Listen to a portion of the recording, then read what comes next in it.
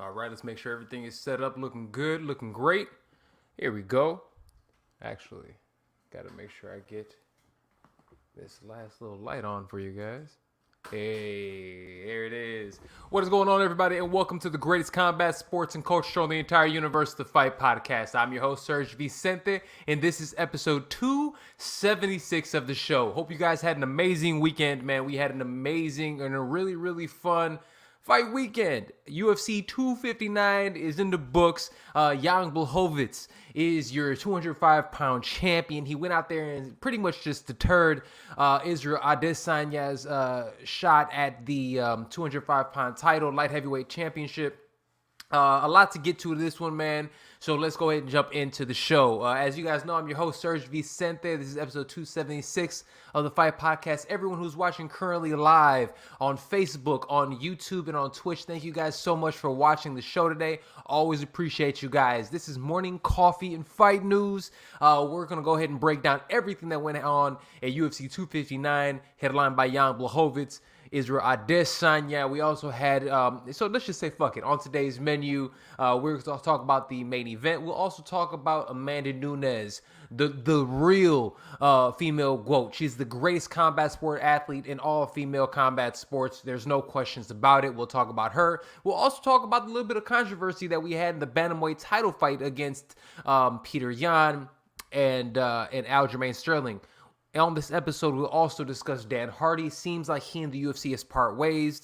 And we'll also talk about Verdict MMA and the huge news that they actually just dropped this morning. I cannot wait to discuss that and so much more. But let's go ahead and jump into it, man. Today, we have to talk about UFC 229. And this is morning coffee and fight news. Let's go ahead and take a little sip for you guys. Hey, what can I say? We're having a good one, man. This weekend was an amazing fight card. We had Jan Blachowicz going ahead and taking the 205-pound title and defeating Israel Adesanya via unanimous decision. Now, the fight itself wasn't something that I think a lot of people were under any type of discussion or criticism, but the scorecards themselves, two of the judges gave pretty much had the fight 4 rounds to 1. They ended up giving 2 10-8 rounds to Jan Blachowicz. And I'll be very honest with you guys, that's just absolutely just not the case. I'll say this. Was this fight a robbery in any way, shape, or form? Absolutely not. Jan Blachowicz won this fight fair and square. I did have Israel Adesanya winning. Okay, and this is how I'm going to tell you guys how I actually had Adesanya winning. I had Adesanya winning rounds 1 through 3. I thought that the first round went to Adesanya. I thought the second round was clearly to Adesanya. I thought the third round was close, even though I still gave it to Adesanya. I know a lot of people gave Jan the second round. I did not. I thought that Adesanya controlled the pace. I thought that Adesanya controlled the distance, and the fight was being fought on his terms. He was the one pretty much essentially dedicating the dance at that point in time. That's why I gave him the first 3 rounds. The back to the 4th round, I definitely gave it to Jan Blachowicz. And it's one of those things that when you looked at it going into the 5th round, I said this fight's either 3-1 Adesanya or we're going into it tied to a piece, just because I knew some of those rounds were close. And we know how the judges are. You never really know. I'll talk about the commentary of Joe Rogan and Daniel Cormier and all those boys in a little bit. But let's just talk about this fight. Let's talk about Jan Blachowicz first, okay? He went out there and put on a amazing performance. And one of the things that I have to talk about with him is that he has been the underdog in 10 of his last 12 fights. Think about that shit. We're talking about the best light heavyweight in the world, and he has literally been the underdog in the majority of his fights. So we have this dude who's been the underdog in 10 of his last 12 fights. And one of the great things about it is that we have seen and we have really watched him grow over the last few years. He did start off his UFC career with a record of 2-4. We did believe he was going to get cut at some point in time. And I'll be honest with you, I've never truly picked Jan Blachowicz. It's nothing against him. It's just one of those things that once you look at him compete, does anything that he does stand out to you? Does everything seem, he doesn't come off as the most athletic guy. He doesn't come off as the fastest guy. He doesn't even come off as the most well-rounded guy, but he has figured out a way to really impose his own skills, man, and really dictate where the fights end up taking place. He went out there and won this fight based on not as much size, because I'll be honest with you guys, this was a very close fight. Anybody who looks at this fight and says that, oh, this is a blowout, Adesanya doesn't deserve to be here, you're lying to yourself. You're just being a hater. And I get it. You know, you're being a hater. Everyone wants to hate on, you know, the shiny new toy, or the guy who everyone believes is hyped up. But Adesanya has been hyped up for a reason. And we'll talk about him in a minute, but this is absolutely Jan's time. His timing on his takedowns in the 4th round as well in the 5th round were amazing. He realized that he couldn't do any real damage against Adesanya against the cage, because Adesanya's takedown defense against the cage is just phenomenal. It's one of the best I've ever seen. But the thing that I didn't see is that that he, in open space, once he was able to get down Adesanya, it seemed as if that is where his technical deficiencies really show. You know what I mean?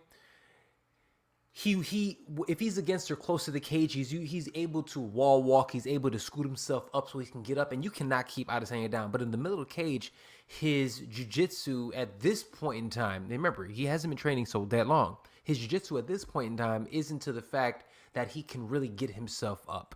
And it seemed as if it was possibly because of he was just trying to mitigate the damage that he was getting on the ground from Jan Blachowicz. And let's be honest, he didn't really have any damage on the ground. No big shots were ever landed.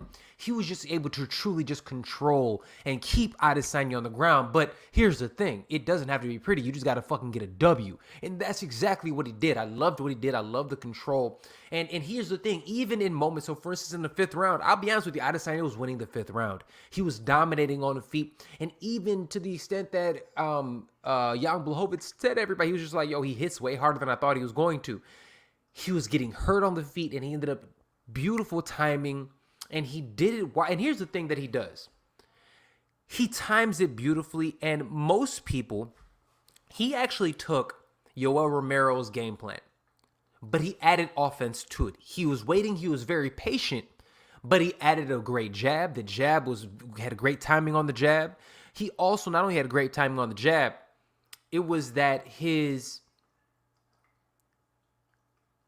had great timing on his jab, but it was all about those shots. And the timing on his shot, the double leg takedown that he had in the 5th round, in the midst of an Adesanya combination. Adesanya was getting comfortable. He was starting to open up, and perfect timing, boom, he gets it. He gets the takedown. Amazing control. He ended up winning the last half of that fight. The scorecards were ridiculous, though, and this is why I'll talk about that now. So everybody looks at the scorecards, and it was like 145, like 40-45 or something like that. And another one was like 41-46, so some shit. So they had essentially him as a, Jan Blachowicz as a he won 4 rounds to 1. And that's just not the case, guys. Judging has to do better. I'm not upset if you have Jan Blachowicz winning the fight, but 4 rounds to 1 is just not the case. It was a close fight, very close fight, and for most people's estimation, whoever won that 5th round won the fight. So if you really boils down to it, who's winning? Do you know what I mean? So let's get into Adesanya, because I think Jan Blachowicz, his next fight is going to be against Glover Teixeira. Obviously, light heavyweight is not a sexy division anymore. Let's just keep it a bean. It's not. It's not going to be the same division that we once would. It's definitely not the glamour division anymore. The 2 best fighters in that weight class are 40 years old, 38 and 42.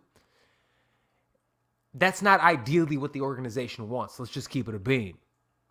But it's still going to be a great fight, and those guys have earned their spot. Jan Blachowicz only has a year or 2 left at the top, and I'm sure he'll eventually end up losing, but at this point in time, it's his weight class. He has earned his spot, and he deserves everybody's respect, okay?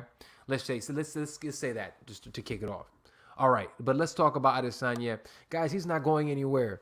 Adesanya was arguably winning this fight. He is somebody that, for most of us, was going into it tied in the 5th, and just with a couple calculations could absolutely win that fight and absolutely be the best in that weight class. Now, did the smaller cage make a difference? Absolutely. Did the size of Jan Blachowicz make a difference? Absolutely, but not in the way that most people believed. His size only made a difference when he was just holding him down. It didn't make any difference in terms of the standing up. Great game plan by Jan. I don't know how I want to just amazing game plan by Jan Blachowicz, and I really just want to make sure I'm focusing on giving him all the props that he actually fucking deserves, okay? Because I'm not gonna lie to y'all, man. I'm gonna keep it a bean. I had to eat a lot of crow for this one. This is a fight that I thought Adesanya was gonna walk through. This is a fight that I still believe that Adesanya by 2022 is going to be considered one of the GOATs. I do believe in that. And for anybody who's jumping off the train, grow up. All right. This guy has cleaned out a weight class, dared to be great. The same thing with Max Holloway. And now can't nobody tell me that Max Holloway isn't great. Same type of shit. We're not mad at it. Let's watch his body mature and actually make it to that weight class. But it was a great performance by Jan, and it was a gutty performance by Adesanya as well. A lot of fun. Here's the thing I will say about Adesanya. Biggest takeaway that I got from him is that, oh, and by the way, Jan Blachowicz, I have to, and I have this on my notes right here. I want to compare his last half of his career very similarly to Michael Bisping. Older guy, a lot of people counted out, but he's gotten better and better and better. Man, I'm such a fan of this dude. He is so fucking talented. He is so fun, and he's one of the good guys. Him and Stipe are some of the most underappreciated champions that we have ever seen. Maybe it's because they're two nice guys. Maybe it's because they both look like that. Whatever it is, man, but those dudes are amazing, and I'm such a fan of both of them. Now, Adesanya, against the cage, he's almost impossible to take down. I don't care who you are. I don't care what division or weight class it is. But he has definitely shown some technical deficiencies within the center of the cage in terms of the grappling aspect. If he is coming forward, which he's usually the counter puncher, and this is what Jan Blachowicz did. Once he started attacking, he timed it, went under his shot, and ended up taking him down and controlling him from the ground. Can anybody do that at 85? We have yet to see it. But here's the thing. Martin Vettori did something very similar in the third round of their fight and was able to hold and control Adesanya in the very same manner. It's easier said than done, but he was able to go out there and do that. So what that tells me is that this is something in his game that he really, and we're fucking nitpicking. Just don't get it twisted. I'm just giving you guys reasons and rationales behind it. We're definitely nitpicking with this one. But here's the thing about it. He definitely is one of those guys that he needs to improve that. His wrestling defense has gotten a lot better, but he definitely has to improve the takedown defense, and as well as getting off his back. He allows himself and almost concedes to the position when he is on his back. He, at light heavyweight, or should I say at middleweight, he was throwing, especially Kelvin Gastelum had him down. He was able to throw up some triangles. He was able to move up some different things to put up a threat. He wasn't able to do that at heavyweight, and maybe it was strictly because of the size and strength of Jan Blachowicz. We don't know. But that's what it seemed like. So he really needs to address those things if he's going to continue wanting to fight and compete at one of these highest levels. I say that also by saying this, people. He's a guy that has so many fights in this weight class. He is a guy that has 20 wins in MMA. He's cleaned out a weight class. He is 75-5 in kickboxing. He is 8-1 in regular boxing. This dude is a legend. 21 in MMA. Come on, people. He'll be back. He is still the last style bender, and I can't wait to see what he gets back. One thing that we do know about Adesanya is that he has been able to evolve and grow in each one of his matchups. He has been. We've seen it. Each one is exponential growth that he's had, and because of the not the greatest day that City Kickboxing had, I guarantee you they will all be back better than ever. So I cannot wait to see what happens there. I cannot wait to see what happens with the light heavyweight division with Jan Blachowicz, but also with Adesanya going back down, doing his thing in his weight class, and then eventually he absolutely will be back up. And once he does it, I hope that he, obviously addresses those holes that he has in his game, but I would also love to go out there and see him put on a little bit more size. One thing I'll say, and the only comparison that I'll give to Jon Jones is this. And for everybody who's saying, stroking Jon Jones off today. Okay, everybody who wants to top off fucking Jon Jones today. Jon Jones has been in the UFC for 12 years and has never changed weight classes. Jon Jones has been in the UFC for 12 years and has never changed weight classes.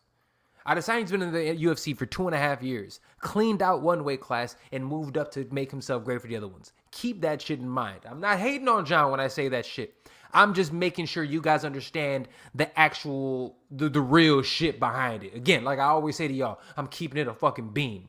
Jon Jones talking shit. Dude, you have nothing to stand on. You never wanted to compete against Cain Velasquez. You never want to compete against, Stipe Miocic. You've been waiting your ass off. You've been waiting fucking around forever. And now you're trying to go up there and now you're trying to talk shit about somebody who has dared to be great in a fraction of the time that you have.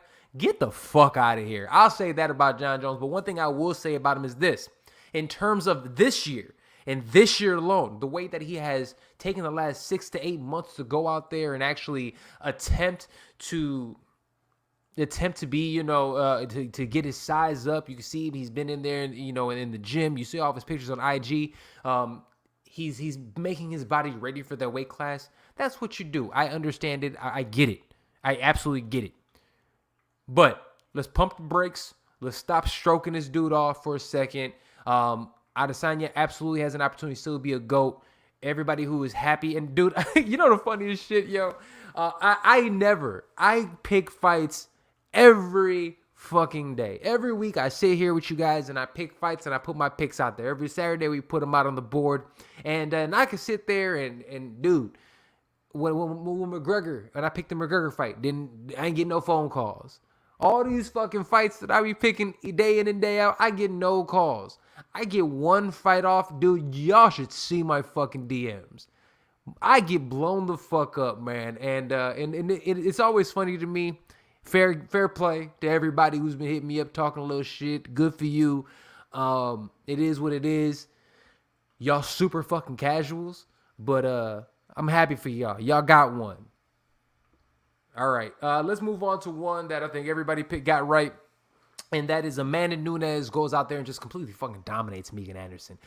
This is a fight that I'm not going to spend a lot of time on. A lot of us understood it. It didn't seem like Megan Anderson, she was a deer stuck in headlights from the moment the referee said go. She wasn't ready. She is, and it's not even that she's just not ready. It's just that at the end of the day, she's facing the best woman in the world. And Amanda Nunes is the greatest female combat sports athlete of all time. The reason I'm going to say that is this. She's done it in multiple weight classes. She's done it again in the best organization in the world, period, point blank. Keep your boxing bullshit. These women fight 2-minute rounds. You cannot compare the sports. MMA, they fight the same as everybody else. She is the best female combat sport athlete of all time. You can keep your fucking Ann Wolfs. You can keep your fucking Layla Ali's. You can keep your fucking Clarissa Shields. None of these women can hold a candle to Amanda Nunes. And I say that this being International Women's Day. So all the women in the world, salute to you all. I am an ally, and I will continue fighting for women as well. I think that is so important. And I'm not just saying that because Amanda Nunes is a G. I'm saying that because it's real, and that's something that's important. So I wish and I'm thinking about it, I wish I said that at the beginning of the show. But to all the women out there, to all women in my life, to all the women out there doing big things, listening to the show and everything else, I appreciate you. I salute you, and happy International Women's Day. All right. But Amanda Nunes, like I said, goes out there. What is next? Dude, I have no fucking clue. Their only fight out there that's next for her is, in my opinion, Valentina Shevchenko, the 125-pound champion for the UFC. The reason I say that she is the only one, because if you go back and watch their last fight, they have fought twice. And yes, Amanda Nunes has won both of those fights. But anybody that has watched and called that fight has said that they had Valentina Shevchenko winning that fight. Fucking Joe Rogan said that shit. So keep those type of things in mind when we say that That is a fight for the two best women in the world. That is the fight, in my opinion, for the GOAT status for female MMA. I hope that happens. Obviously, Valentina Shevchenko has a fight coming up with Jessica Andrade, which should be an absolute barn burner. I can't wait to see that one. I'm not as high on Jessica Andrade as some people are. Look, she got her ass knocked out by a 115-pounder. She got absolutely dominated by another 115-pounder. Do you really expect me to believe that she's going to move up to 125 pounds to fight against a champion there that dominated the person that dominated her at a weight class below? I don't fucking think so. I think she's going to run through Jessica Andrade like every fucking body else at the top level. And that is what it is. Now, no shame on her. I'm just saying I think those are the two best women in the world, and I cannot wait to see what comes on for that. But amazing win by her. She is on some other shit. If it's not Valentina Shevchenko, she got to fight some dudes. I swear she does. That's the only thing that's going to stop her from winning right at this point in time. All right. Let me take a quick sip. For everybody who's watching live on YouTube, on Twitch, and on Facebook, thank you guys so much. Remember, listen everywhere podcasting is available. Check out the Fight Podcast there. Apple, Google Play, Spotify, SoundCloud, Stitcher. Check us out at thefightpodcast.com. Listen, like, subscribe, and share. You could do that right down there below. To all your MMA fans that you know, all your combat sports fans that you know and love, and you know that they love that shit. They want the best breakdowns. They want the best analysis out there. Well, tell them to check out the Fight Podcast. Again, links right below. Let them know about it. Shoot them the link. Tell them Serg Vicente, the host of the greatest combat sports and culture show in the entire universe, sent you. All right. Aljamain Sterling ends up winning the men's bantamweight belt via disqualification. He becomes the first man in UFC history to actually win the title of any title via disqualification. Petr Yan, in a fight that was going back and forth, one of the two judges had it 2 rounds to two judges at the time of the stoppage had it for Petr Yan. One of the other judges had the fight for Aljamain Sterling. This was a close fight, but I think most of us believe that Petr Yan was winning the fight. Aljamain Sterling had more volume. Petr Yan's power was making a difference, and it seemed as if his power was really starting to affect Aljamain Sterling. Even though when the fight was stopped in the 4th round, it seemed as if Aljamain Sterling's his cardio was still there, and he was still throwing heavy shots. But the problem with it is his shots weren't affecting Petr Yan in the same way that Yan's strikes were affecting Aljamain Sterling. But what happened, in my opinion, and look, this is my opinion and my fucking opinion alone, okay? Y'all can take this shit to the bank, or you can just, treat it like a grain of salt. What I have to say about this is this. I'm hearing a whole lot of bullshit from people online, and I'm just here to like I always say, I'm going to keep it a bean, and I have to keep the record straight. Petr Yan goes out there and knees a downed opponent. He kneed Aljamain Sterling in the face. He absolutely was... You can tell he was getting a little frustrated. He couldn't get Aljamain Sterling out of there. Aljamain Sterling was still in his face. He was still there. And this is a point in time in a fight where Petr Yan is accustomed to getting people the fuck out of there. And Aljamain wasn't going anywhere. Aljamain was down on his knees. He was shooting for a takedown. I know Demetrius Johnson said that anybody whom is keeping both knees down to stall a position, you should be able to knee them anyways. Well, I love Demetrius Johnson. I think he's one of the greatest fighters of all time, and I know that he has this warrior fucking way of thinking, which I love. But I will say this. The rules are made for a reason. That is the rule set, and that's something that all of us know. If that's the rule set, that's what it is. And everybody understands and everybody knows at the end of the day, if both knees are down, you have a grounded opponent, you may not knee him. And here's the real thing about it. The referee in that moment literally said, hey, his knees are down. Don't you throw a knee. He repeated himself. He is down, Peter. Don't hit him. And he did it anyways. Kneed Aljamain Sterling directly in the face. Aljamain Sterling goes down. And then I don't understand why we're all sitting here watching Aljamain Sterling roll around the floor in pain. He is obviously somebody who's concussed. And anybody who's saying that he's not concussed, yo, fuck you. Seriously. To sit there and say that a professional fighter that has worked his entire life to get to this level is going to sit there and look for a way out when he was absolutely fouled. That is no ifs, ands, or buts about it. What Peter Yan did was a foul. He got kneed in the face.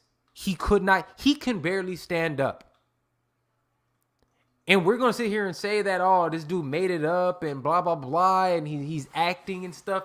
If you're saying that you've never been in a fight before, 1, you're a keyboard warrior, 2, and number 3, watch pro wrestling. That's what you should do. That's it. Okay? You're a pro wrestling fan. I get it. There's nothing wrong with that. We have a portion of the show dedicated to pro wrestling, and I enjoy talking about it from time to time. Our pro wrestling expert comes on the show, Miss Dre Day. We appreciate you. Salute to Miss Dre, and I appreciate that, and I appreciate pro wrestling. But if you actually believe that this man was joking, and if you believe that this was some concocted act in the moment, you're a fool. You're a fool, and you need to watch pro wrestling because you're probably 12. That's it. That's all I can tell you.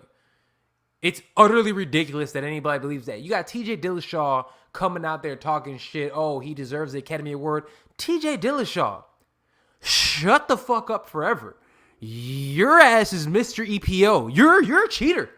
How dare you say anything? You fucking cheater? Are you crazy? And then you turn around, you got Henry Cejudo. Bitch, you retired. Shut the fuck up. If you really believe you were still the man and you can compete at this weight class, why aren't you still fighting? But you don't believe that. So the moment both people like that, you disqualify yourself right away. I have no time for your fuck shit.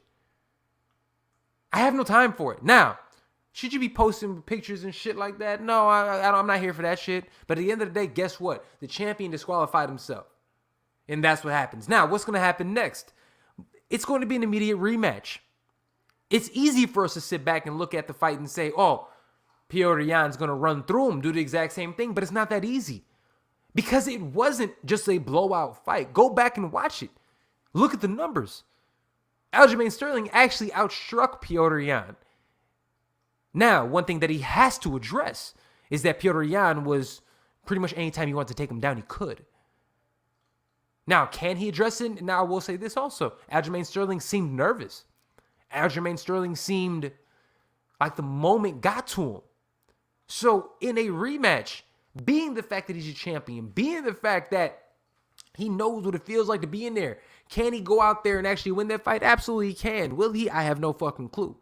We'll see what ends up happening. But for all those fighters and for all those people going out there saying that this was an acting job and this and that, yo, grow up. Grow up, man. Like I had this one dude hitting me up, like literally giving me this whole soliloquy about this shit. And it's a dude, like I swear, it's people that have never felt what it's like to actually be in there and who truly don't respect the sport. Because if you respect the sport and you respect the athletes, that doesn't even come out of your mouth. And I know I'm kind of running on this one a little bit, but it just irks the shit out of me. When these people go out there and dedicate their lives to something and they train their asses off for this shit. And then you have these keyboard warriors going, and I know that's part of the game. I said it before, yo. I said at the beginning of the show, like I was prepared to eat shit where everybody hitting me up because everyone knows how big of a fan of Adesanya I am.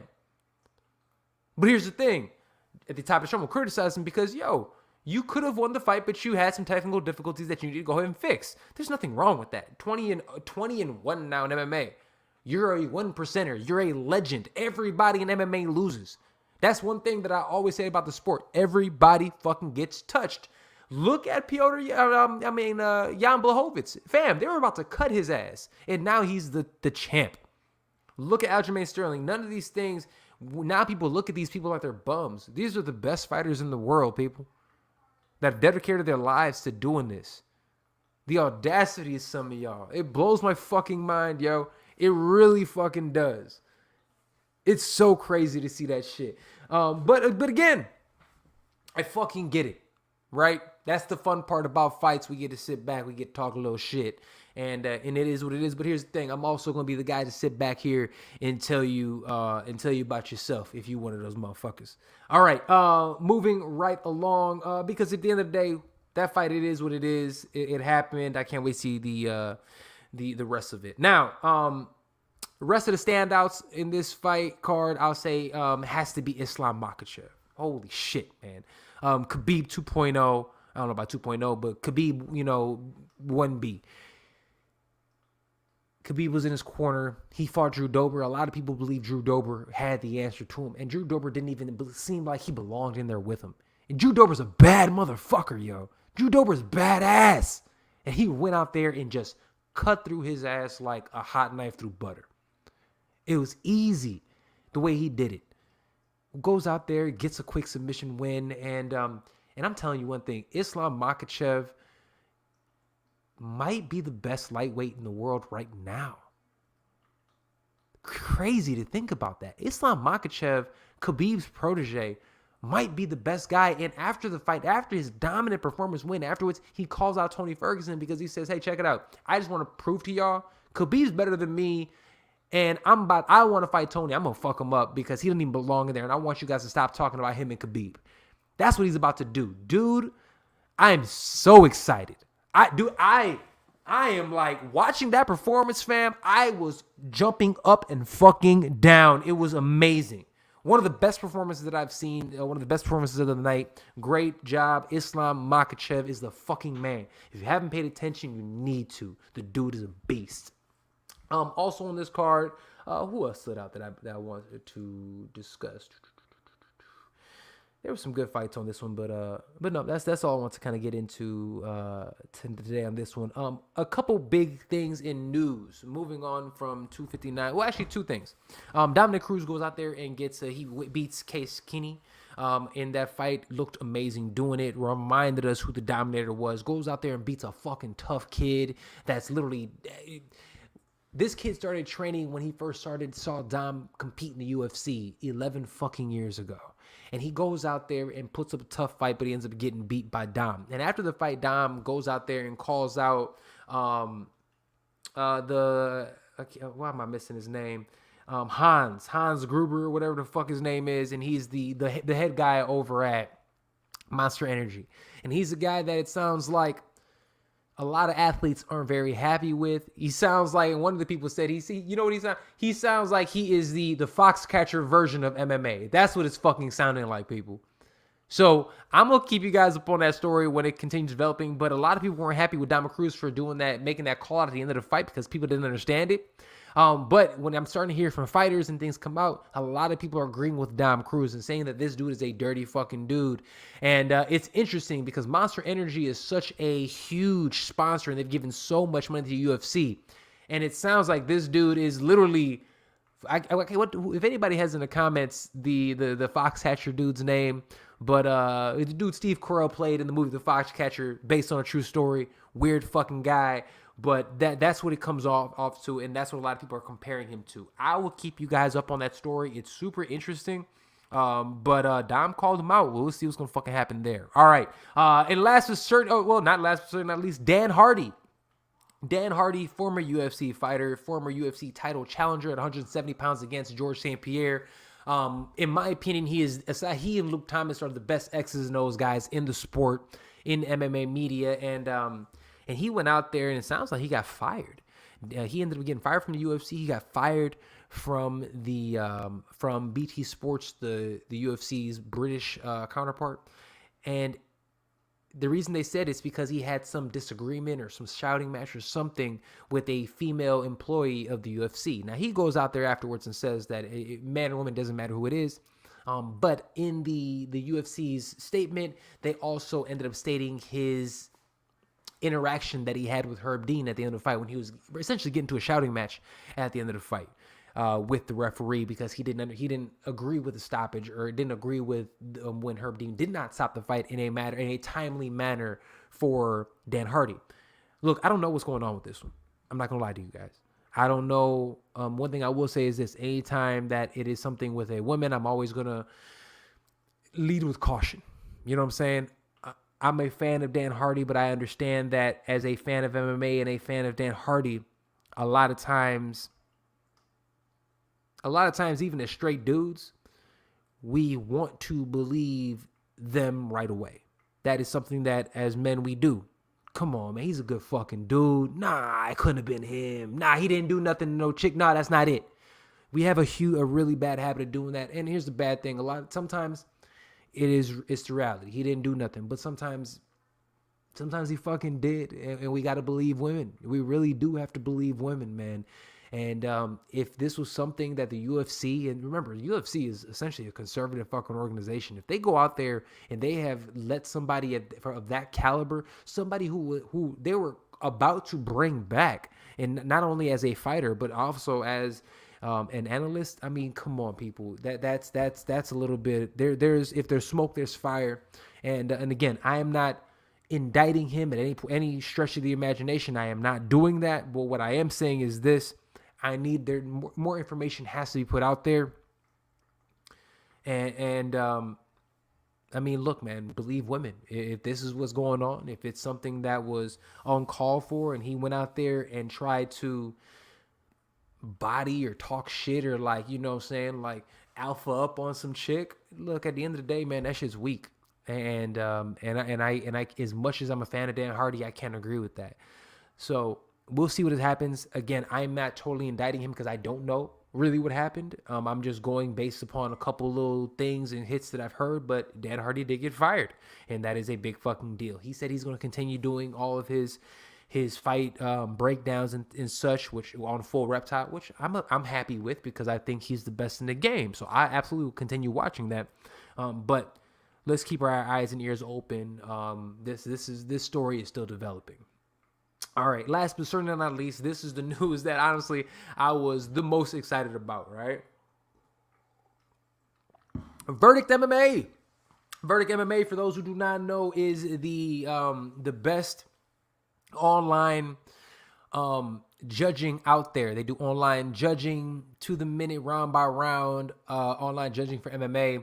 They do fight online judging as well as scoring, predictions, all the above. If you're a fan of MMA, I'm sure you know of MMA Verdict. Well, MMA Verdict came out and they have officially partnered with the fucking PFL.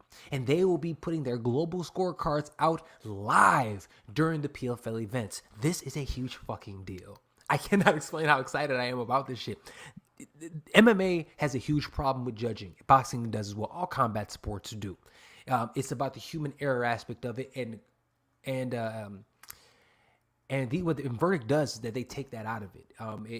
They take a compilation of experts, journalists, fans, and they calculate all that, they tabulate it, and they put that together, and they get an accurate depiction of what is actually going on. I fucking love that. I think this is going to separate MMA from everything else, and I think we're going to get far more accurate assessments of fights from here going on. This is absolutely an experiment, but I am so excited about this specifically moving forward. I love the PFL. I think the PFL is an amazing organization. The fact that they're with the UFC now, or should I say with ESPN, is even better. But the fact that Verdict MMA has actually now partnered with them and is going to be the official scorecard for them, I could not, as a MMA fan, I could not be more excited. This is a huge deal, and I hope that the ramifications for this move forward. It will be incredible. Okay, amazing. Salute to you guys in Verdict. I'm a fan of you guys. They're fans and they're friends of the Fight Podcast.